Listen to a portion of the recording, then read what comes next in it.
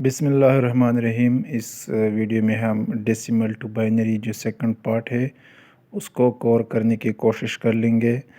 جب درمیان میں یہ پوائنٹ یا ڈیسیمل آ جائے تو پھر اس کو کس طرح کر لیں گے۔ اس سے پہلے ہم نے سمپل ڈیسیمل ٹو بائنری کیا تھا، آج درمیان میں پوائنٹ یا جو فریکشن ہے تو اس کو پھر کس طرح کر لیں گے۔ تو آئیے دیکھتے ہیں۔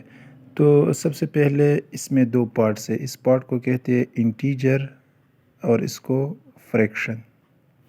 آئی اور ایف دو حصے اس کوسچن کے۔ تو رولز نمبر فرسٹ رول کے مطابق divide integer portion on the required base, یہ ریکوائرڈ بیس ہے 2، تو اس کو انٹیجر کو اس کے ساتھ تقسیم کر لیں گے۔ پھر second rule multiply fraction portion with required base, یہ جو فریکشن ہے اس کو ملٹیپلائی کر لیں گے ریکوائرڈ بیس کے ساتھ۔ تو آئیے دیکھتے ہیں اس کو کس طرح کرتے ہیں۔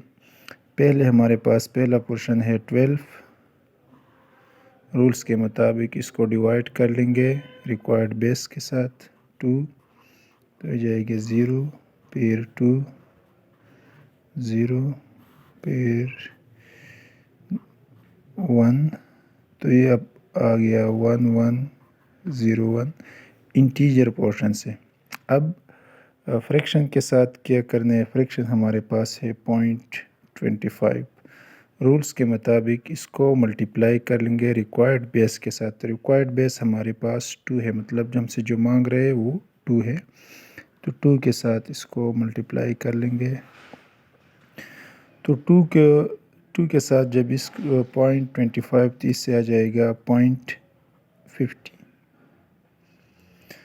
اب یہاں پہ 0 ہے تو اس کو تب تک ضرب دیں گے جب تک کہ پوائنٹ کے اس سائڈ کا جو حصہ ہے یہ 1 آنا جائے۔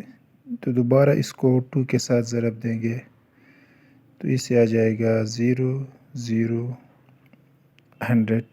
اب پوائنٹ 2 ہندسوں کے بعد ہے تو 1 2 کے بعد لگا لیا۔ تو اب ادھر ہمارے پاس پوائنٹ کی اس سائڈ پہ 0 تھا، ادھر ہمارے پاس آ گیا 1۔ تو جس طرح ہم نے کہا تھا کہ تب تک ضرب دیں گے جب تک پوائنٹ کے اس سائڈ پہ 1 آنا جائے، تو ابھی 1 آ گیا، تو ان دونوں کو اس ڈائریکشن میں لکھ لیں گے۔ ان کے بعد تو سب سے پہلے یہ لکھتے ہیں، یہ 12 کا جو ہے یہ 12.25 ایکول ہے۔ سب سے پہلے 12 کے لکھ لیں گے بائنری 1 1 0 0، پھر پوائنٹ، یہ والا پوائنٹ جو درمیان میں پوائنٹ ہے یہ، پھر یہ لکھ لیں گے، سوری اس کو اس ڈائریکشن میں لکھ لیں گے، اس کو اسی ڈائریکشن میں لکھ لیں گے۔ پہلے 0 آیا تھا پوائنٹ کے سائڈ، پھر نیکسٹ اسٹیپ میں 1 آ گیا، تو پہلے 0 پھر 1، تو یہ اس کا ہو گیا آنسر۔